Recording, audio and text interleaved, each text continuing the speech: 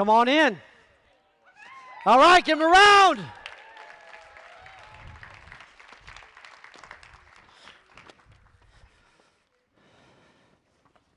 Grab wherever or go.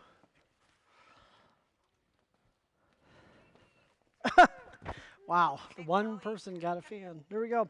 All right, y'all ready for this? For some of us, this feels like we're going back to band camp or something. It's been a minute since we got to hang out. All right, will you take a second and just introduce yourself? Solo agent team, just give us a quick recap of kind of who you are and before we jump in. Start right, yeah, we'll just go in to in, so My name is Santino Filippelli, and thank you. I got, principal broker and owner of Modern Realty. You want more? Yeah, just a little more. Yeah. A little more. Yeah, so when I was born, no, I'm just kidding. At a young age? Yeah. We have an office in Portland and downtown Portland, downtown Vancouver. We do both residential and commercial. Me personally, moved around a lot, got into real estate. I got my license at 19, but never wanted to be a realtor at all. And I was a firefighter in the medical field, and then sure enough, I realized like you can still help people without, saving their lives through real estate. And so that was a big game changer. That's where I'm at today. Love it. All right. I'm Carly Bordak. I'm with Keller Williams. I have been in the business almost 9 years now. I started with Brian Combs, had to beg him for a job to be a TC, and finally, after someone declined the job, he hired me and worked with him for 3 years. I give him just so much, props for taking me in and training me. I think him and I are very similar in a ton of ways, and without those 3 years on a team, you call it, I would not be where I am. So now I am, I guess not really fully solo. I have one buyer's agent that works for me, and just gonna keep pushing through this year. Awesome. All right. I'm Jacqueline Smith, and oh my gosh. Ooh, you're winning so far. I've been in the business since 2014. I started as a solo agent. I got into the business and just really took off thanks to a lot of people I was surrounded with at the time, Harris included, and sold 52 homes my first full year in the business. And now I have the pleasure of leading a team of amazing humans, and we've done $3.7 million in GCI, 325 transactions, and about 160 in volume. I've raised 4 boys, and also didn't want to get into the real estate. So here we are. And that's me. Love it. Awesome. Welcome. All right, my name is Harris Hadja Salimovich. I usually just stick with Harris because last name's way too long, so everybody's like, what'd you say? Repeat it again. I am a realtor 18 years now. It's pretty exciting. I was a solo agent for many years. Truthfully loved it. I was like, this is so cool. I got really addicted to the game of real estate because like this is so limitless once you start putting some of those pieces together. And then life got better when we started leveraging more, expanding and growing, and now we run a small team here in Vancouver, and we love what we do. Woo.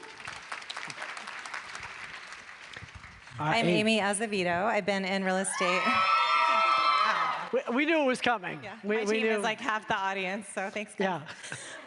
I've been in real estate since February 2nd of 2002, and I obviously started out as a solo agent, and then I think we'll talk about this more later, but after reading the Millionaire Real Estate Agent book, that was my business plan, or my business model that I followed to grow a team. So that came about 5 years after I started out in real estate. And then now, I'm ashamed to say that I wrote some notes and left them in the bathroom, so I don't remember my numbers, but I think we were like at 350-ish homes sold this last year at just over 200 million, and that was a major milestone for us. I could not believe that we did that, so that was super exciting.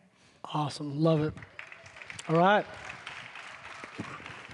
I've met Amy twice. This is the second time. The other one was on a panel. Good to see you again. Ben Andrews, I'm from Portland, Oregon. I'm with Keller Williams, and I've been a solo agent for years, had our own brokerage, family brokerage, and I'm really excited to say my name is Ben and I am bold. Not really. I'm kidding. I was a professional. I get the shakes every time. I know. Just so many plane rides. I was a professional athlete for 7 years, ran for Nike, qualified for the Olympic trials. And when I got out of running, I thought, I need something that is going to fuel that competitive edge. And real estate was it. I can get out of it what I put into it. If I train hard, I'm going to run fast. If I work my sphere hard, I'm going to make a ton of money and sell a lot of houses. Boom. All right, we'll go back this way, so you get a start. If you were going to start over today as a brand new agent, what's the first thing you would do? If you were to do one or two things right away, what would those be? Brand new agent, day one or two things. Call the people that I know would come to my funeral. That was it. Love Just it. very, very simple. Call the people that I know that are already sold on me more than I am myself. Awesome. All right, we'll send this one back that way. There you go. I've asked myself this question a lot because what if I moved to just a completely new city where I didn't know a single person, how I would grow my business? And I would do, if I knew people, I would definitely call the ones that would come, my closest core group. When I did that as a brand new agent, it was a tough sell because they knew I was a brand new agent. But I realized really fast that was my negative self-talk that kept them believing that. So that was one. But if I moved to a new area, I would say, and I just learned about this, Josie from our team moved to Houston, and she went on Bumble Friend Finder. I didn't even know that existed, and met her best friend. I heard 15 people write that down. That was amazing. Okay, keep going. There are so many groups, you guys. I mean, there are hobbies groups, but I had no idea you could just sign up to find a friend. But she did, and she has, and there was a weird one. I promise I won't talk forever, but there was one that said meow after every sentence. So you definitely have to filter. But that being said, become involved in your community and spread the word that you're in real estate. You build your database and you feed it every day, and you just have to meet people, and then that will grow just naturally. But be intentional with who you surround yourself with. Love it. Harris. For me, follow some of those same footsteps. I would, if I was a brand new agent, number one thing I would do is work on my script. I feel like we get licensed, we get that stamp from the state, good job, go do it. And then agents totally forget to be wait, how do I do this? What do I say? What am I supposed to say? How do I react when they say this? So I think knowing what to say is huge, because that can really take somebody from saying, I want to sell my house, to you actually selling it, versus them going, I'm not sure about that guy, and going for finding somebody else. So I would practice my scripts, learn those, get a buddy for that.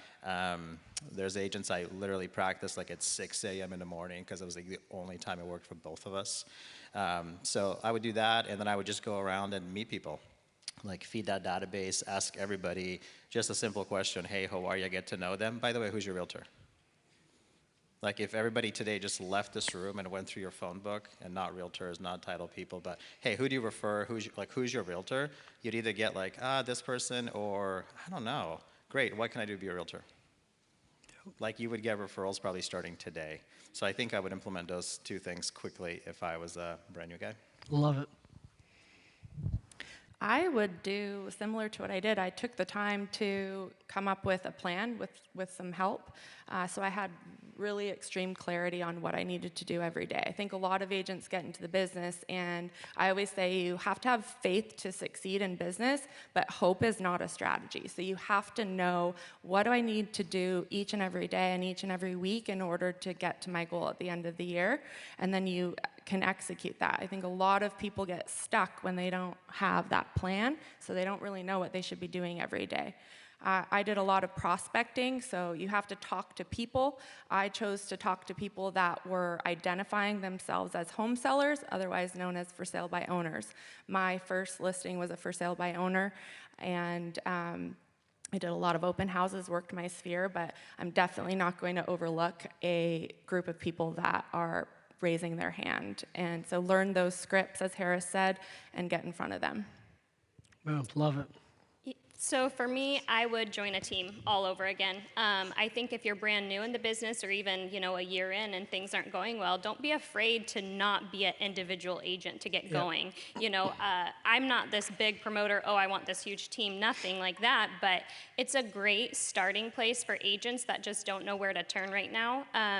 Other thing is community. So I know a couple people touched on that, but I'm super community driven. If it's a community event, I want to be there. I want to be the face, self-brand. You want to make people aware that you are human. You're not just this, you're not just there to make a commission. You really are part of their community. Love it. Yeah, if I were starting over again, Jacqueline really kind of stole my answer, but I'll piggy off of it. So I think one of the things that when we first start in real estate or lending or whatever, the whole goal is they teach you how to sell.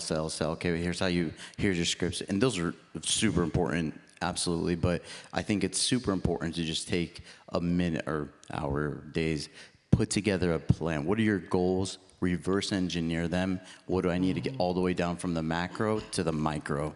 Because a lot of times you see these agents and they're in the business 5, 6, 7, 8 years, and they're like doing production, they're selling houses, and I'm like, okay, and then what? Right? Like, what are you gonna do here for another 30 years?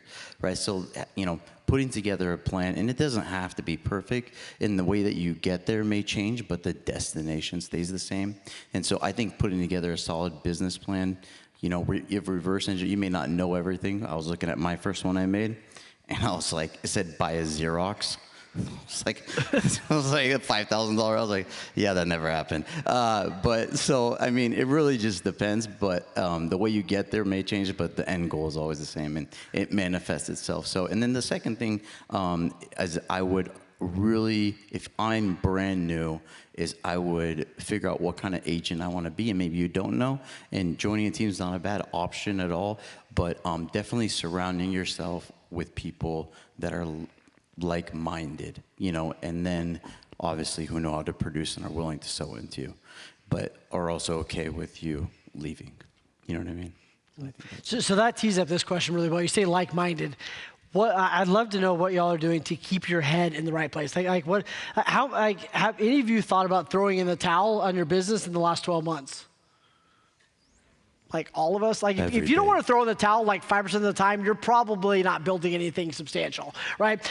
So how do you keep your head right? How do you keep your mindset optimized? Like what's one or two, and I'd love for each of you, not like that hairy-fairy, like, I just think positive, but like what's one or two things you actually do on like a daily basis, or when you're having a really tough day, to get this thing in alignment with yourself? What are you doing? Yeah. So I have two kids under the age of 2, just recently. So a 2-year-old and a 6-month-old. So those days come in very, very often. But no, I think it's, like you said, it's not uncommon. Like where you're like, man, what if we just stop? Like it'd kind of be nice. But then I'm like, stop. Nobody would hire us anyway. Like, where are we gonna go? Yeah, where are we going? I'm gonna go work for you, work for each other. And no, I think for me the main thing is I take a step back and I look at 2 things. Number one is the people that are relying upon me, and that's motivation, and not just like financially, but people rely upon me, in different ways. And then also I look at the impact that I'm making in people's lives, and which way outweighs the bad day I'm having or whatever. Is just like, wow, you know what? When I show up today, even if I'm not feeling it, if I show up today, I'm making an impact in somebody else, whether it's a client, whether it's an agent, right? And that's really what keeps me going, because making an impact in people's life, it could be something very small. You may not even realize you're doing it, and then you get a text like 5 years later, and they're like, hey, I just want to say thank you so much for that conversation we had. You don't know, but that actually changed my entire life. And those are like the best texts. And then you're like, oh, okay, I'm in. I'm back in. I'm back in. I'm not going to work for Wayne. Yeah, screw that guy. All right, good answer. What do you got? So, truthfully, I mean, my biggest struggles have been the past 6 months to keep an optimal mindset. There are days I just want to stay in my pajamas and drink coffee and play with my 2 little ones and not change till pickup at 2:20, you know?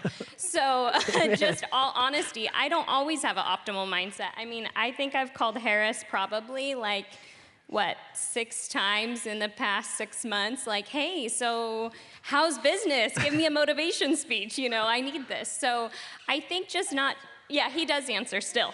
But I think just not, you know, give yourself grace. It's okay to have those days where you do have some lows and you do nothing. Like out of everyone here, I probably have the least amount of scheduling for myself to keep the optimal mindset, which it's been a big wake-up call to hear everybody's schedules, which is great.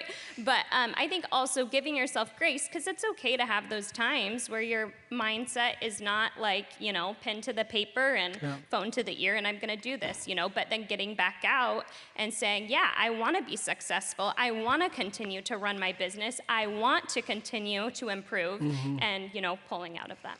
Yeah, I love you said that. What my coach told me months ago, he said, grace with more grace leads to complacency, but grace with recommitment is what leads to growth. So it's like, it's okay to have a bad day. I take a breath, recommit, here's what I'm doing, right? So grace with grace, not so cool. Grace with recommitment, that's what keeps us going. Yeah, absolutely. Yeah, what do you got? I always joke that I daydream sometimes about just going to work at Fred Meyer and bagging groceries. Just scanning. I'm like, oh my gosh, sometimes, So I don't know. I used to think that something was wrong with me because I really struggled and still do sometimes with mindset. And when I've got to know really high producers and successful people, I call my business partner sometimes and I'm like, what do you do when you think about quitting? And he's like, I look at properties in Montana, and I'm like, oh my gosh, I was just looking at properties in Montana. And so I think it's normal when you are, like you said, Wayne, when you're pushing yourself and when you're in outside of your comfort zone, it's normal to have those thoughts and to not think that that means you should do it. For me, I have always tried to have a good mindset on a really shitty health regime, and so lately I've been I have been putting my health first, and I used to think, well, once I feel motivated, I'll do that, but what I've found is that if I just can prioritize my health, it's really hard to have a great mindset when you are eating like crap and not sleeping and you're not hydrated and you're not taking any time off. I mean, it's really hard to feel good when you don't feel good. So you have to prioritize the health, and then just getting around people that lift you up, that don't let you wallow. Sometimes we all need to vent, but there's a point where it's like you're being a victim. What are you going to do about it? Yep.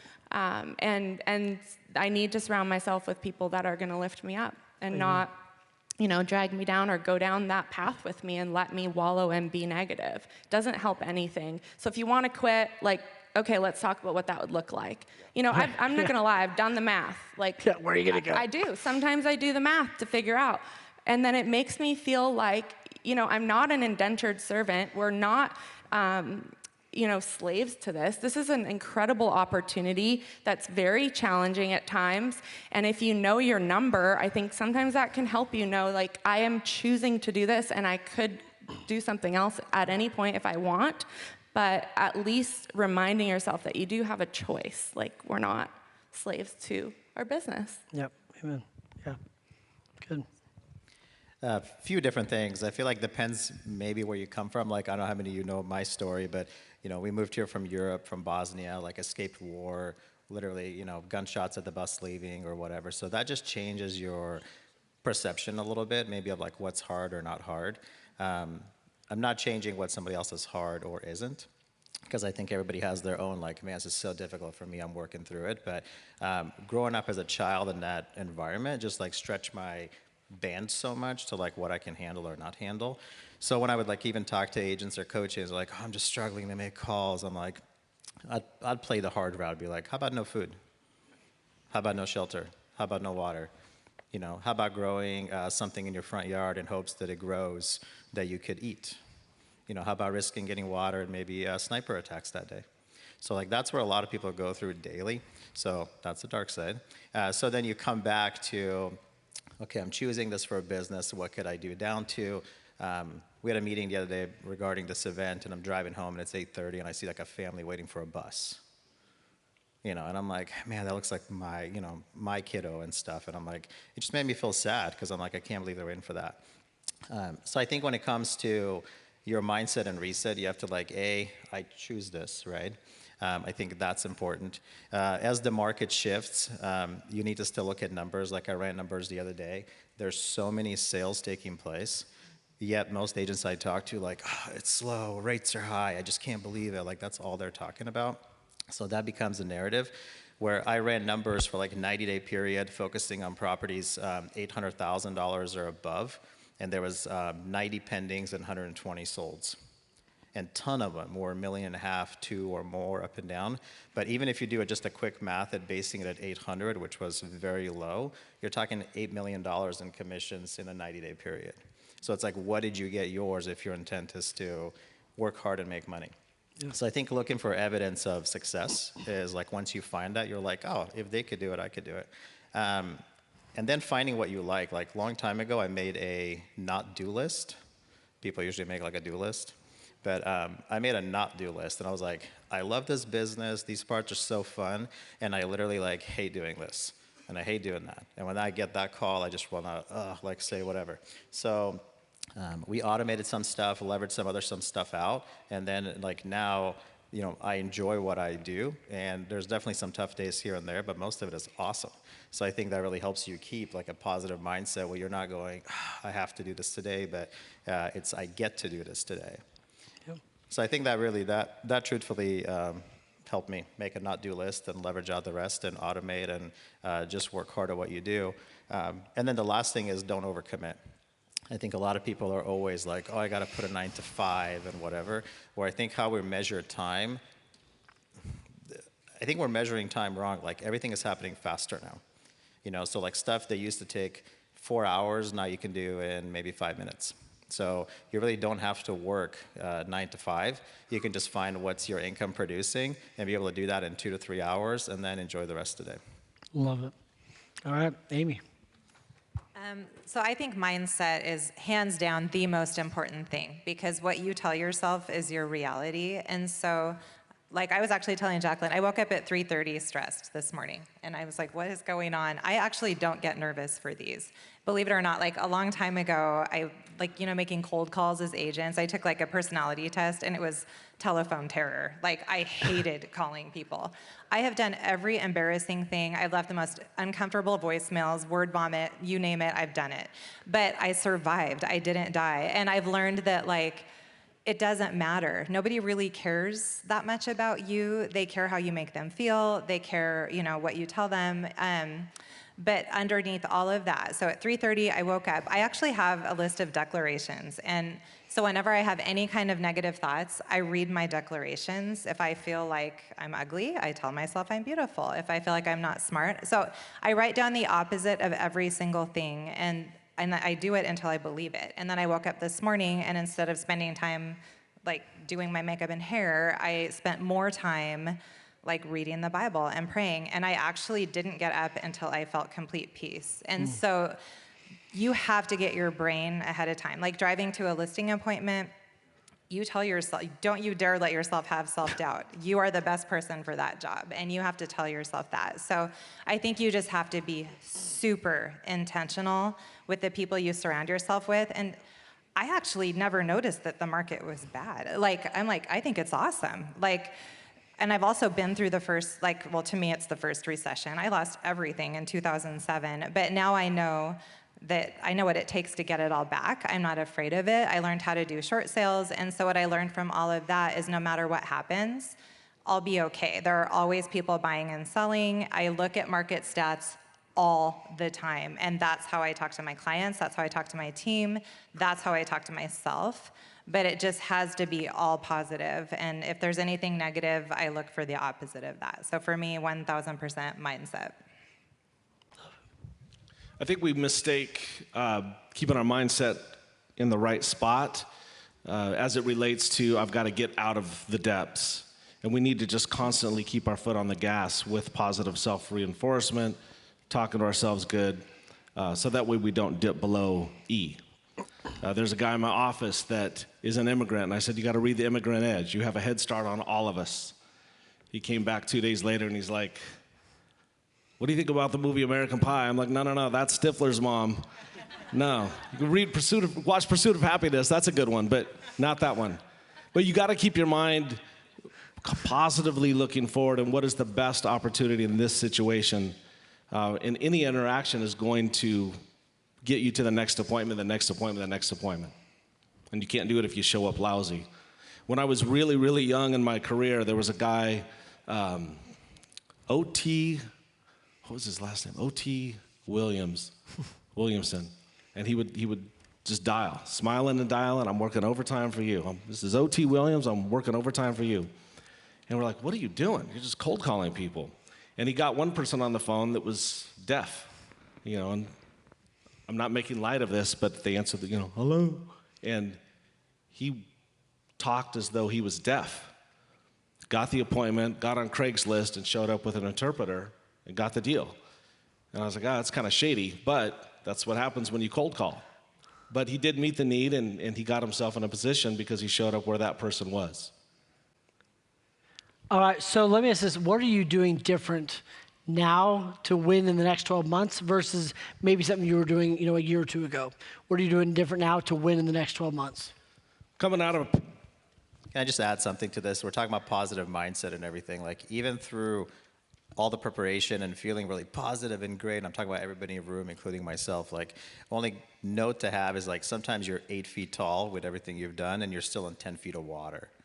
It's like, it's okay to have, like, man, I've just done everything I can, and it's still not clicking. Yep. Like, still show up the next day and still keep doing it. Lean on a friend, call whoever.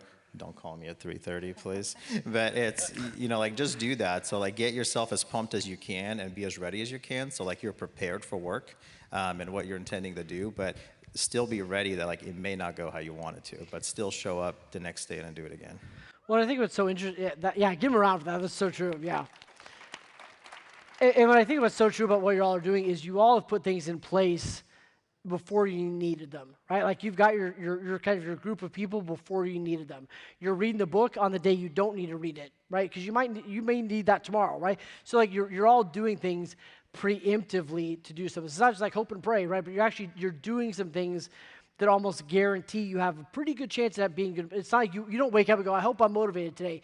You wake up, you read something positive, you reflect on your goals, your mind, you got to fill the pantry. Like, you go through a process that naturally leads you to a place of motivated or inspired or whatever it is, right? It's not just hope and pray. There's actual things you put in place. If I do this, this, this, and this, I naturally end up being focused. I naturally end up being positive, right? So you're doing a whole lot of things before you need them. And I think that's a really good thing for everyone to realize. Like, what do you need to do before you need it, not just in the moment? Yeah. Okay. What are you doing different? What are you going to do in the next 12 months? Coming out of a pandemic, I think doing business relationally, by referral, by relationship, you've got such a head start on everybody else. So let me do it so we go fast. What's the one thing you're doing to go deep in relationships? SIPs, small intimate parties. So I never have coffee with one person, never have lunch with one person. I get my football fans together, I get my basketball fans together, I get my dads together. I've been having new dads and inviting grandparents. Nice. We had 12 people to lunch in December. It was incredible. SIPs. Love Just human capital, that's all you need. Amen. All right. Since we're only doing one thing, I have a million, is social media. I remember just when they closed down showings for like 2 weeks, I thought, oh great, now I just have to do videos of all my listings. And I did it, and I've done it where I tripped over the front door, I had a booger, like I've done everything, and they're live, you can't unlive it. I mean, I guess you could delete it, but the point is, nobody cared about my flaws. Most people didn't even notice. And I got so much flipping business. And when I go places, people know me, like they feel like they know me, and we haven't even met, and I love that. So the moral of that story is, don't be self-conscious. You're gonna make mistakes, you'll do the wrong thing, but if you can just get in front of that camera and start doing social media and do it over and over, if I had to pick one thing, I think that would probably be, obviously it's free, but the best catalyst for growing your business. Yep.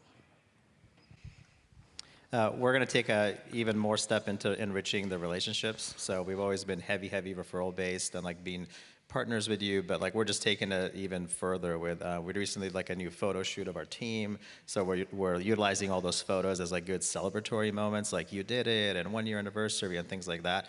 And just making more like personal calls and connections. And then just a lot more branding. One of the best moves we've ever done as a team is logo up on everything. And then just simply be like, this is who we are, this is who we are. And then the community supports it. We've given ton of amazing swag away that people like where in the world, like where they're wearing it. That just help us like put our own message and just deepening the relationships and beefing up the actual brand name. Love it. I'll pick something that hasn't been said. I think a lot of people have been analyzing their expenses and making sure that you're getting, a return, but we don't often look at our time the same way. And I feel like that's the biggest expense. And you can always make more money, but you cannot get back your time. So are you looking at your time and looking at the ROI that you're getting on the time and making sure that you're intentional with your time? Because everything that you say yes to, you're saying no to something else. So you're saying no to working out, you're saying no to spending time with your kids, you're saying no to just having time to think and reflect and to come up with different ideas and processes, just white space. So looking at your calendar and trying to cancel whatever's not an income producing activity or feeding your soul, and making sure that you're getting really intentional with how you're spending it, because we do have to do more right now to get the same results. So you have to work smarter and harder right now. Amen. Amen. Yep. I don't have a plan as to what I'm changing in the next 12 months. Was that the question? I'm staying consistent with my business, even if I lack motivation. I'm still going to get on social media. That's one of my main, that's where I get a ton of my business. I'm still going to stay in front of people, even if I'm closing, 1 deal a month or 10, I'm still going to stay consistent with what I'm doing. And same with expenses. It's easy to say, oh man, I don't want to do shopping cart advertising. It cost $8,000 a year and now I'm making less. No, that shouldn't matter. To get bigger, you have to stay where you're at and grow. And so for me, I think just staying consistent and not really changing a ton of what I have done just because we're in a shifting market. Yeah. Consistency is the new sexy. Like, it really is. If you can stay consistent, man, that's hot.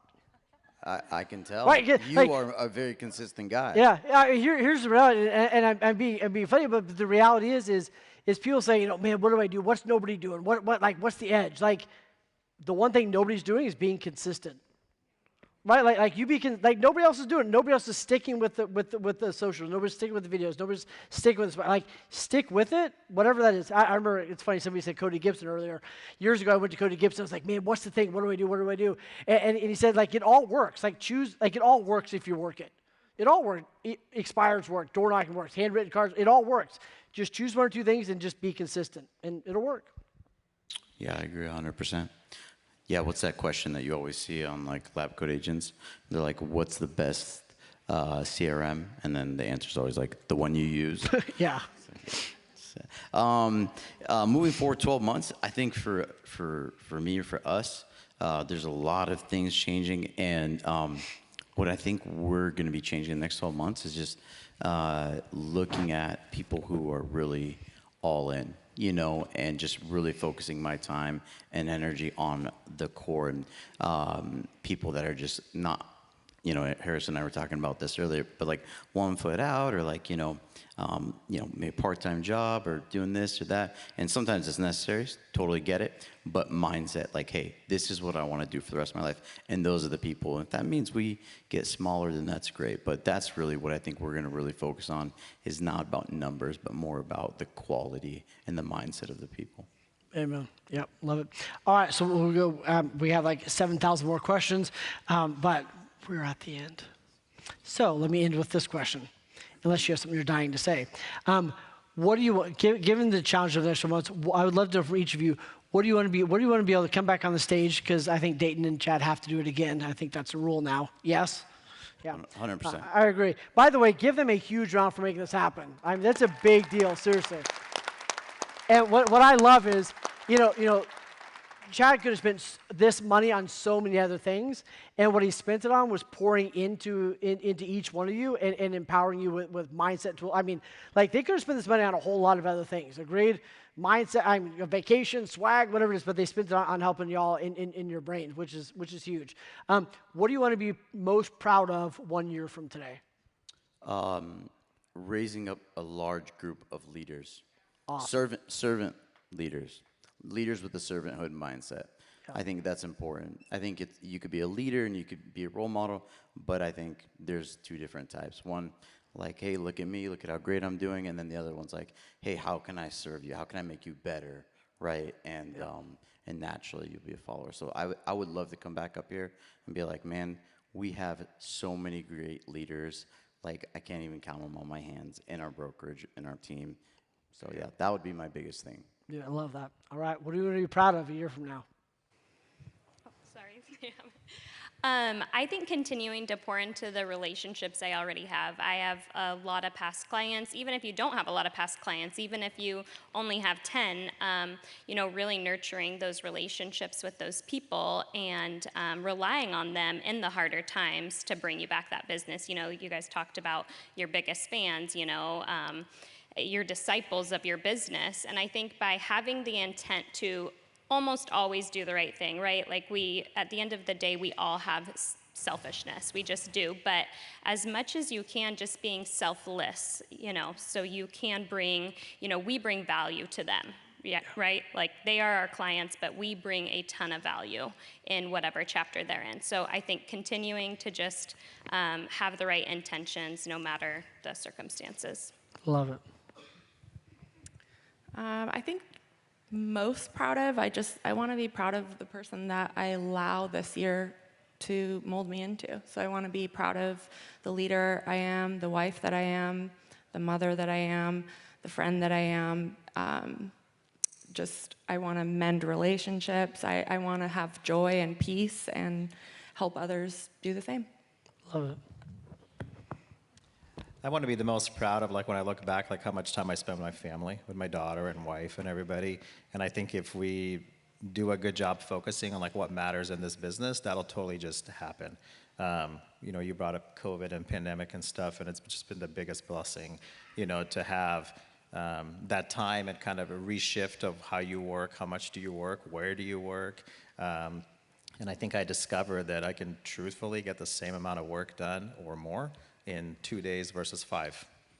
And the rest of the time is in loving being a dad and having fun playing on the floor, while still giving like really high service to clients and them loving and respecting that journey along the way too. So spending time with family and setting those good boundaries for work that'll like fuel that as well. That may have been the that bell. the Maybe time's that's up the bell? new bell. Yeah, Are you I don't done? know. Should I finish? So basically, my mind is swimming with all of this, but I would say just, family, well, probably faith first, family and friends. And within my friend group, I definitely consider my clients and my team. So just, that's what matters. I mean, nobody cares how much money you make on your deathbed. You care about the memories you made, the people you helped. And I think at the root of most of us, that's going to be our answer. So I would say to get to that end would just be organizing my life so that I can get there. Like, I need to organize in a totally doable way. Like, just spending, setting up for success. Like, we have a morning call that gets our team on track. I love the personal touch ideas that everyone's been sharing. Like, I haven't done handwritten note cards for 20 years, and I want to get back to that. So I think just back to the basics of relationships, but setting it up in a way. We just need balance in life. I want to spend time with my family. I want to spend time with our clients. I want to be effective and make people feel good. And I think all of that is just setting up systems to get there, whether it's a schedule or AI or whatever. My son has 5 years until he's out of the house, so this 1 year is 20% of his childhood that I have left with him. And if he gets a car, that's probably 50%. So that's my focus, is just locking in and enjoying every single moment.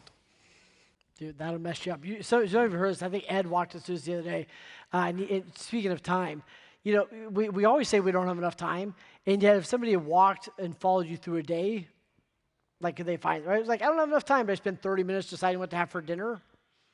Like, you got time, right? So speaking of that, he said, think about this. Just a side note, but he said, how often he said, how often do you see your parents a year? And I was like, well, I see them maybe once a year. They live in Canada. I live in Texas, right? Maybe I see them once a year, whatever it is. He goes, how old are they? And I told him, he goes, all right, so like they're probably going to live for another, 5, 10 years, something like that. So you don't have 10 years left with them. You got like 9 visits.